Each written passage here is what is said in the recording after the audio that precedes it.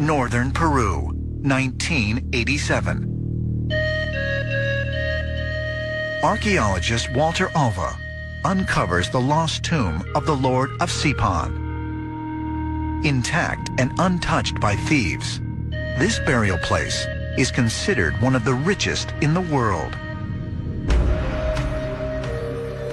The Lord of Sipan was a Moche king up in the Lambayeque region of Peru along the coast. They found gold and silver and all these incredibly beautiful artifacts and textiles and art. Peruvian archaeologists, they sometimes call it the King Tut's tomb of South America. The objects that they found in these tombs were unusual. The burial chamber was filled with artifacts that included ceramic pots, gold, copper, and silver utensils, and feather ornaments some researchers believe were intended to accompany and protect the Lord of Sipan in the afterlife. Some archaeologists suggest that several of his servants, wives, and consorts were sacrificed, and their bodies were placed inside to accompany him into the afterlife. We see that Lord Sipan is not buried in isolation. We see that he is buried with some other people.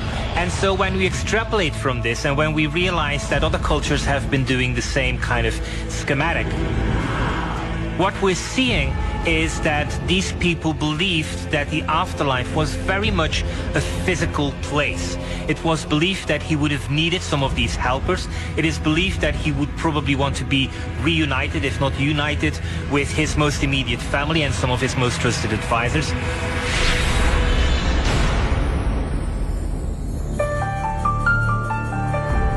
Among the incredible treasures buried with the Lord of Sipan were strange statues that some researchers believe are evidence of extraterrestrial beings.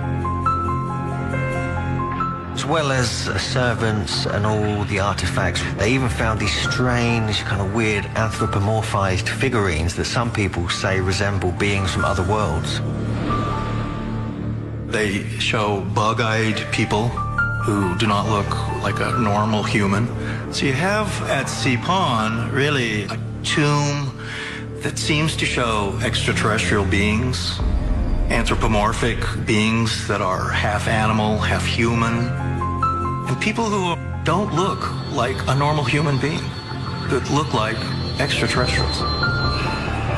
Lord of Sipan's tomb has some very interesting relics that were found within his burial. Were these beings that were going to help him go into the afterlife, possibly back into space or into the heavens?